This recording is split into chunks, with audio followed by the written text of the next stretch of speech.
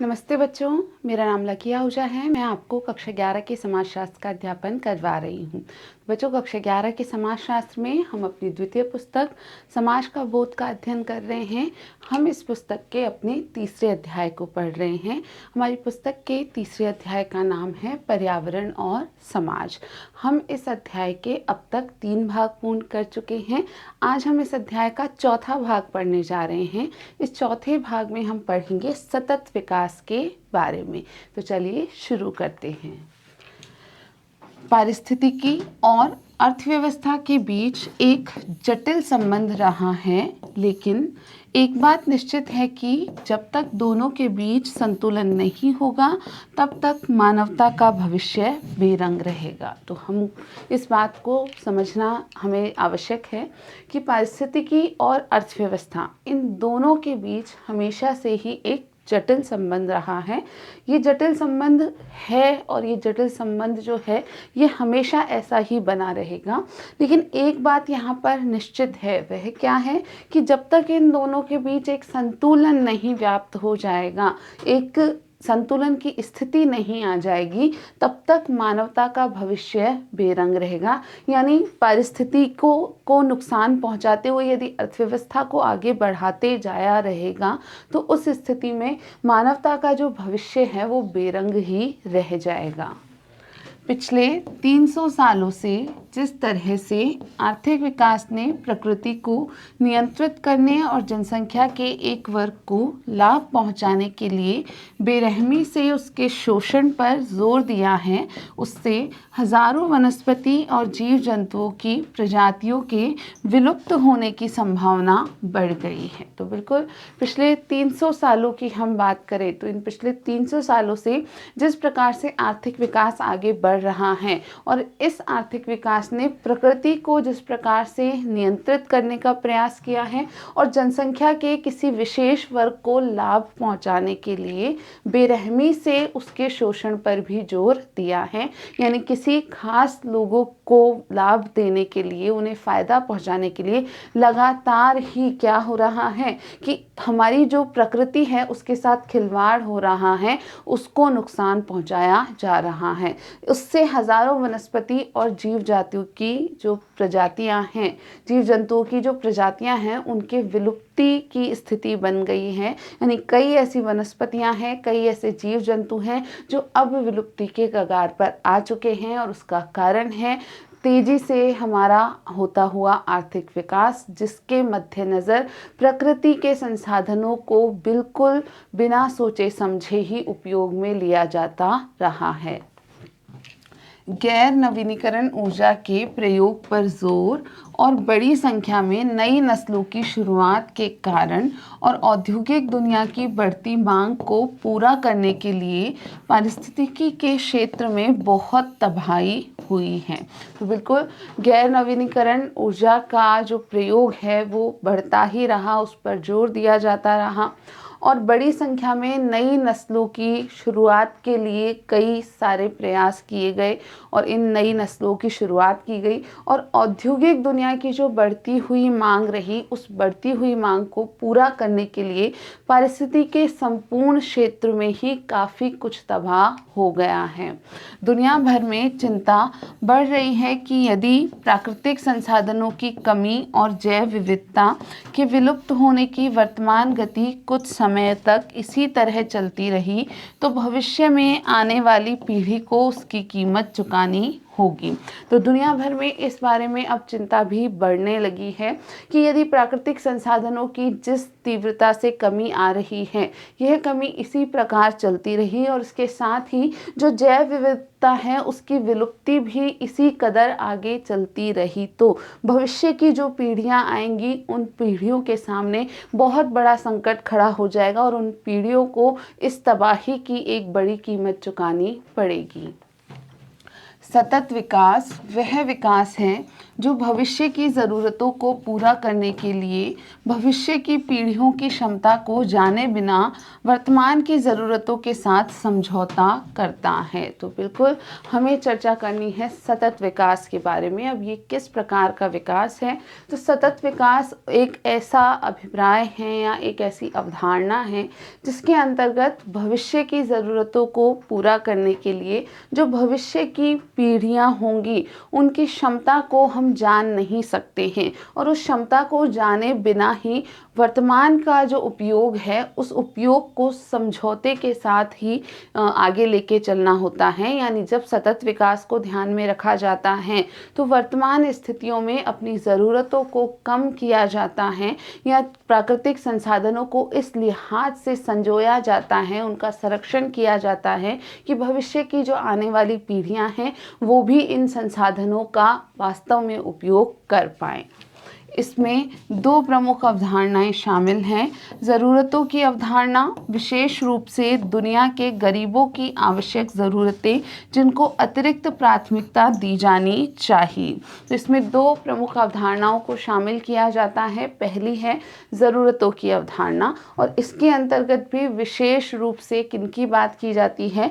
दुनिया के उन वर्गों की जो बहुत ही गरीब हैं, उन गरीबों की आवश्यक ज़रूरतें जो हैं उन्हें पूरा करने को एक प्राथमिकता में रखा जाता है, और वर्तमान और भविष्य की ज़रूरतों को पूरा करने के लिए पर्यावरण की क्षमता पर प्रौद्योगिकी और सामाजिक संगठन को राज्य द्वारा लगाई गई सीमाओं पर विचार करना चाहिए। तो पहली अवधारणा थी ज़रूरतों की अवधारणा, और दूसरी अवधारणा क्या है कि वर्तमान और भविष्य की जो ज़रूरतें हैं इन ज़रूरतों को पूरा करने के लिए पर्यावरण की जो क्षमता है उस पर प्रौद्योगिकी और सामाजिक संगठन को राज्य द्वारा लगाई गई सीमाओं पर विचार करना चाहिए। तो जितने भी सामाजिक संगठन हैं या प्रौद्योगिकी के अंतर्गत कार्य करने वाले कंपनियां हैं, लोग हैं, उन सभी को राज्य द्वारा जो सीमाएं लगाई गई हैं उन सभी पर अच्छे से विचार करते हुए कार्य करना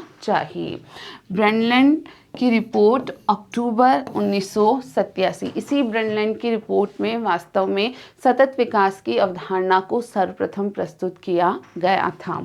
आज पूंजीवादी विकास का आधार खपत है। तो आज के पूंजीवादी विकास का जो सबसे बड़ा आधार है वो है खपत। नई चीज़ों को लागू करने के लिए पुरानी चीज़ों को नष्ट करना होगा ताकि लोग लगातार नए औद्योगिक उत्पादों का उपभोग करते रहें। तो जो भी हमारे पूंजीवादी विचारधारा हैं उनके अंतर्गत ये माना जाता है कि नई चीज़ों को लागू करने के लिए या उनका उपभोग अधिक बढ़ाने के लिए, उनकी खपत को बढ़ाने के लिए यह आवश्यक है कि पुरानी चीज़ों को नष्ट किया जाए ताकि लोग लगातार बन रहे नए औद्योगिक उत्पादों का अधिक से अधिक उपभोग कर पाएं। दुनिया में असमानता बढ़ रही है। विकास और आर्थिक समृद्धि की मात्रा कभी भी पर्याप्त नहीं होती है क्योंकि आकांक्षा कभी समाप्त नहीं होती है। तो बिल्कुल दुनिया में लगातार असमानता बढ़ती जा रही है, गरीब और गरीब होते जा रहे हैं और अमीर होते जा रहे हैं, और विकास और आर्थिक समृद्धि की जो मात्रा है वह कभी भी पर्याप्त नहीं होती है। कभी किसी स्थान विशेष के लोगों को या किसी व्यक्ति विशेष को यह नहीं लगता है कि नहीं, अब मेरे पास पर्याप्त है, अब मैं इससे अधिक अर्जित नहीं करना चाहता हूँ। तो ये आर्थिक समृद्धि की मात्रा कभी भी व्यक्ति को पर्याप्त नहीं लगती है क्योंकि आकांक्षा कभी समाप्त नहीं होती है। तो एक साधारण सा यहाँ कारण है कि व्यक्ति की आकांक्षा कभी भी समाप्त नहीं होती है। उसे जितना अधिक चीज़ें प्राप्त होती है वह और अधिक चीज़ों को प्राप्त करने की चाह रखता है। इसका मतलब यह है कि गरीब लोग हमेशा हाशिए पर रहते हैं क्योंकि उन्होंने अभी तक अपनी कोई श्रेणी नहीं बनाई है। तो बिल्कुल इसका अर्थ यही है कि जो गरीब लोग होते हैं वो सदैव एक हाशिए पर रहा करते हैं क्योंकि उन्होंने अभी तक अपनी इस पूंजीवादी वर्ग में, पूंजीवादी विचारधारा का जो हमारा समाज है उसमें अपनी कोई अलग श्रेणी नहीं बनाई होती है। बहादुरों, इस नई दुनिया में ऐसी विफलता के लिए अब कोई जगह नहीं है। यह योग्यतम के अस्तित्व के बारे में है। जिस तरह से डार्विन इसके बारे में पागलपन की हद तक चला गया था। असहिष्णु क्यों नहीं होना चाहिए। Sunita Narayan, down to earth, 25 जनवरी 2016 में। तो सुनीता नारायण द्वारा डाउन टू अर्थ नामक जो मैगज़ीन है उसमें 25 जनवरी 2016 में एक लेख लिखा गया जिसका नाम था असहिष्णु क्यों नहीं होना चाहिए। और इसी लेख में उन्होंने ये बात कही कि बहादुरों, इस नई दुनिया में ऐसी विफलता के लिए अब कोई जगह नहीं है। यानी ये बात वास्तव में गरीबों के लिए कही गई है कि ये जो हमारा नया समाज है, नई दुनिया है, वहाँ इस प्रकार की विफलता के लिए कोई स्थान नहीं है। यह योग्यतम के अस्तित्व के बारे में है। यहाँ पर जो जितना अच्छे से अर्जित कर पाएगा उसी का अस्तित्व आगे तक बना रहेगा। जिस तरीके से डार्विन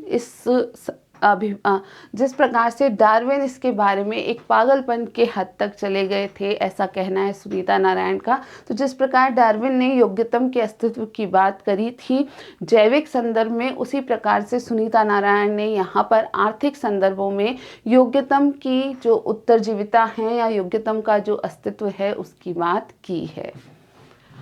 हम एक असमान दुनिया में रह रहे हैं जहां हम संसाधनों और अवसरों पर नियंत्रण करना चाहते हैं। तो बिल्कुल हम एक ऐसी असमान दुनिया में अपना जीवन व्यतीत कर रहे हैं जहां पर हम संसाधनों और अवसरों पर अपना स्वयं का अधिक से अधिक नियंत्रण करना चाहते हैं।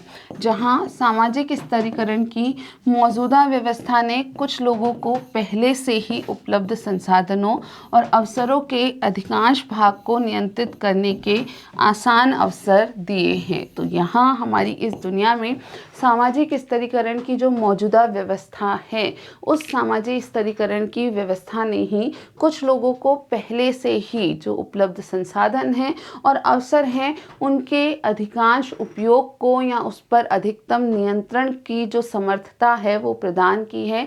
यानी हमारे समाज के विशेष वर्गों को ही हमारे उपलब्ध संसाधनों और अवसरों का अधिकतम उपयोग करने का एक प्रकार से अवसर प्राप्त हुआ है। और ये जो सामाजिक स्तरीकरण है इसी के कारण यह व्यवस्था अब तक व्याप्त है और आगे भी इसी प्रकार यह व्यवस्था चली आ रही है। हमें दुनिया को न केवल खुद के लिए अपितु आने वाली पीढ़ियों तक के लिए सुरक्षित रखना है। सच्चाई यह है कि हमें दुनिया को न सिर्फ खुद के लिए बल्कि अपनी आने वाली पीढ़ियों के लिए भी सुरक्षित रखना है। यह हम सभी का दायित्व है और यह दायित्व हमें पूरा करना ही चाहिए। हम न तो वर्तमान की ज़रूरतों से और न ही भविष्य की ज़रूरतों से अनजान हो सकते हैं। तो हम में से कोई भी न तो वर्तमान की ज़रूरतों से बिल्कुल अनजान हो सकता है और ना ही भविष्य की ज़रूरतों से हम अनजान हो सकते हैं। हमें ऐसे समाज का निर्माण करने की आवश्यकता है जहां लोग समान हैं, जहां संसाधनों का न्याय संगत वितरण होता है। तो वास्तव में हमें एक ऐसे समाज का निर्माण करने की आवश्यकता है जहां पर कि लोग समान हैं, असमानता की वहां पर कोई जगह नहीं है, जहां संसाधनों का वास्तव में न्याय संगत वितरण होना संभव होता है, जहां लक्ष्य समावेशी विकास होता है लेकिन वह जो समावेशी है परंतु अनन्य नहीं है, यही हमें स्थायी बना देगा। साथ ही जहां ऐसी दुनिया जहां पर कि लक्ष्य कौन सा विकास होता है, समावेशी विकास होता है। ये समावेशी विकास तो होता है लेकिन यह अनन्य विकास नहीं होता है, यानी सभी को एक साथ लेकर के चलने वाला विकास होता है। और वास्तव में ऐसा समाज ही हमें हमेशा के लिए स्थायी बना देगा।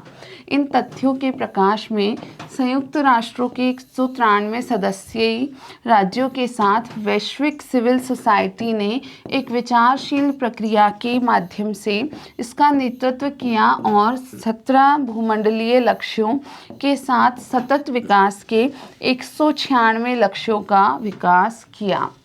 तो ये जो तथ्य अभी हमने जाने कि किस प्रकार का समाज हमें स्थायी बना सकता है, इन्हीं तथ्यों के प्रकाश में संयुक्त राष्ट्रों के जो 193 सदस्यीय राज्य थे उन सभी ने, उनके साथ वैश्विक सिविल सोसाइटी ने मिलकर एक विचारशील प्रक्रिया के माध्यम से नेतृत्व करते हुए 17 भूमंडलीय लक्ष्यों का निर्माण किया और इसके साथ साथ ही सतत विकास के 196 लक्ष्यों का भी निर्माण किया गया।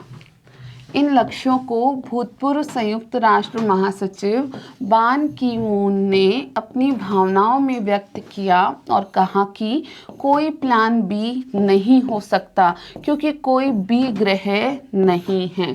तो इन लक्ष्यों को ध्यान में रखते हुए भूतपूर्व संयुक्त राष्ट्र महासचिव बान की मून ने अपनी भावनाएं व्यक्त की। उन्होंने ये कहा कि वास्तव में इस संबंध में कोई भी प्लान बी होना संभव नहीं है। क्यों कोई प्लान बी नहीं हो सकता है? तो उनकी भावना यह है कि क्योंकि कोई भी बी ग्रह हमारे रहने के लिए उपलब्ध नहीं है। आज तक कोई ऐसा अन्य ग्रह पृथ्वी के अलावा नहीं है जहाँ पर ये सभी संसाधन उपलब्ध हो, जहाँ मनुष्य अपना जीवन आसानी से व्यतीत कर सके। बच्चों, आज हमने हमारे अध्याय 3 का जो चौथा भाग है सतत विकास से संबंधित, इसे पूर्ण कर लिया है। हम अपने इस अध्याय को आगे भी पढ़ना जारी रखेंगे। आज के लिए इतना ही। वीडियो देखने के लिए आप सभी का बहुत बहुत धन्यवाद।